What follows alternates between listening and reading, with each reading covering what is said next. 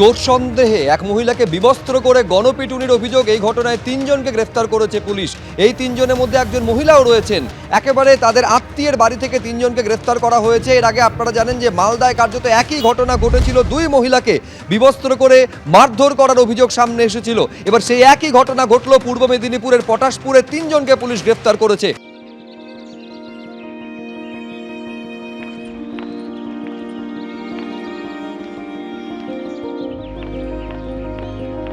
ঋত্বিক প্রধান আমাদের প্রতিনিধি আরো বিস্তারিত বলবেন এই নিয়ে।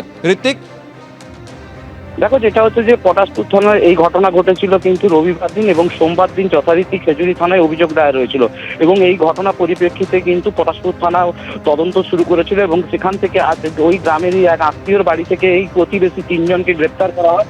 তার মধ্যে এক মহিলা রয়েছে এবং বাকি 2 জন পুরুষ।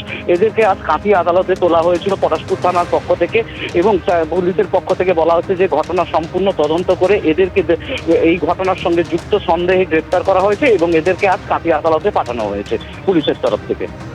ধন্যবাদ ঋত্বিক।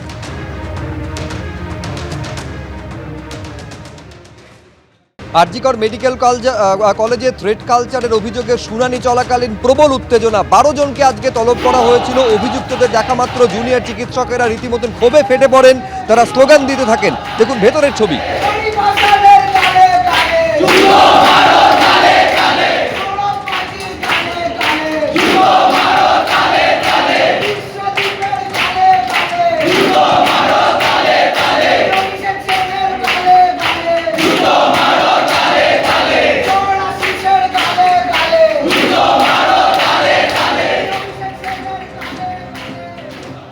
প্রথম থেকেই আরজিকর কাণ্ডকে ধামাচাপা দেওয়ার চেষ্টা হয়েছে।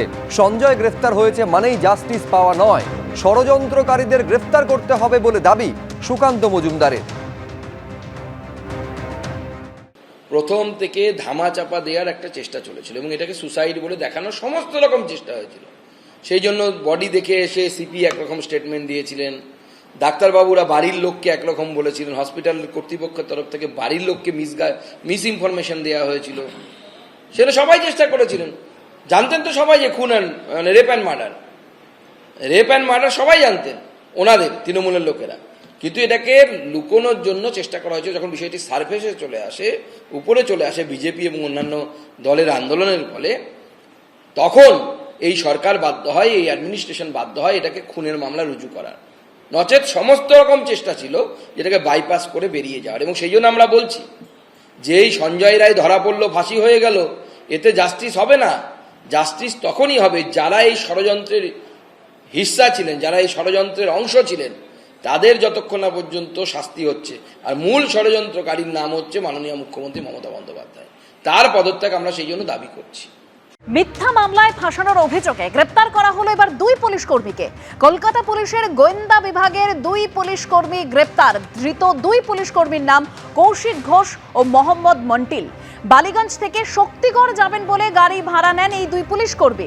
মহাকরণের সামনে গিয়ে গাড়ি চালকের হুমকির অভিযোগ। মাদক মামলায় ফাঁসিয়ে দেওয়া ও গাড়ি বাজেয়াপ্ত করার হুমকির অভিযোগ। গাড়ি চালকের থেকে 4 লক্ষ টাকা চাওয়া হয় বলে অভিযোগ। পরে 2 লক্ষ টাকা দিয়ে রেহাই পান গাড়ির চালক।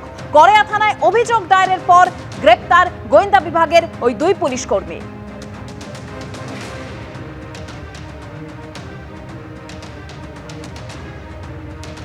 মিথ্যা মামলায় ফাঁসানোর অভিযোগে এবার গ্রেপ্তার করা হলো 2 পুলিশ কর্মীকে। কলকাতা পুলিশের গোয়েন্দা বিভাগের 2 পুলিশ কর্মী গ্রেপ্তার। ধৃত 2 পুলিশ কর্মীর নাম কৌশিক ঘোষ ও মোহাম্মদ মন্টিল। বালিগঞ্জ থেকে শক্তিগড় যাবেন বলে গাড়ি ভাড়া নেন ওই 2 পুলিশ কর্মী। মহাকরণের সামনে গিয়ে গাড়ির চালককে হুমকির অভিযোগ। মাদক মামলায় ফাঁসিয়ে দেওয়া ও গাড়ি বাজেয়াপ্ত করার হুমকির অভিযোগ রয়েছে ওই 2 পুলিশ কর্মীর বিরুদ্ধে। গাড়ি চালকের থেকে 4 লক্ষ টাকা চাওয়া হয় বলেও অভিযোগ। এমনকি পরে 2 লক্ষ টাকা দিয়ে রেহাই পান সেই গাড়ির চালক। করেয়া থানায় অভিযোগ দায়ের করেন ওই গাড়ির চালক এবং তারপরই গ্রেপ্তার করা হয় গোয়েন্দা বিভাগের ওই 2 পুলিশ কর্মীকে।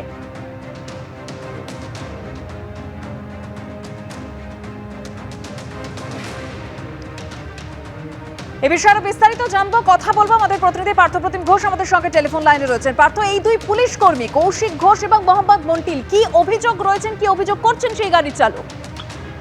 দেখো, গাড়ি চালক অভিযোগ করেছেন গত 30শে অগস্ট কড়িয়া থানায়, এবং যে অভিযোগ তিনি দায়ের করেছেন যে 29 তারিখ তার কাছ থেকে গাড়ি ভাড়া নেবে বলে বালিগঞ্জ সার্কুলার রোড থেকে দুজন আসেন এবং গাড়ি ভাড়া নেন, এবং সেই গাড়ি ভাড়া নেন শক্তিগড় যাওয়ার উদ্দেশ্যে। এবং এর পরবর্তীকালে মহাকরণের সামনে তাদের গাড়ি নিয়ে যায় এবং মহাকরণের ভেতরে তারা দুজনে বলে যে অফিসিয়াল কিছু কাজ আছে, সেই কাজ করতে যাচ্ছেন, ভেতরে যান এবং তারা বেরিয়ে এসে নিজেদেরকে পরিচয় দেয় সরকারি আধিকারিক বলে, এবং বলে যে গাড়ি চালকের যেটা অভিযোগ, যে গাড়ি চালককে বলেন যে মাদক মামলায় তাকে ফাঁসিয়ে দেওয়া হবে, তিনি মাদকের ব্যবসা করেন। গাড়ি চালক অস্বীকার করেন, এমনকি বলা হয় যে তার গাড়িটাকেও কিন্তু বাজেয়াপ্ত করা হবে। এবং এই বিষয়ে গাড়ি চালক যখন অস্বীকার করে, সে কাজ করে না, কিন্তু তাকে বলা হয় যে তাকে অ্যারেস্ট পর্যন্ত করা হবে। এবং এরপর তাকে গাড়ি চালক ভয় পান এবং তার কাছ থেকে 4 লক্ষ টাকা দাবি করেন, যে গোটা বিষয়টাকে তারা দেখে নেবেন। 4 লক্ষ টাকা দাবি করেন। এর পরবর্তীকালে গাড়ি চালক তার আত্মীয় পরিজনদের সঙ্গে যোগাযোগ করার পর সেই গাড়ি নিয়ে প্রথমে রেড রোডে যায় এবং তারা পার্ক স্ট্রিটে যায়, এবং সেখান থেকে 1,95,000 টাকা তাদেরকে কাছ থেকে হাতিয়ে নেয়।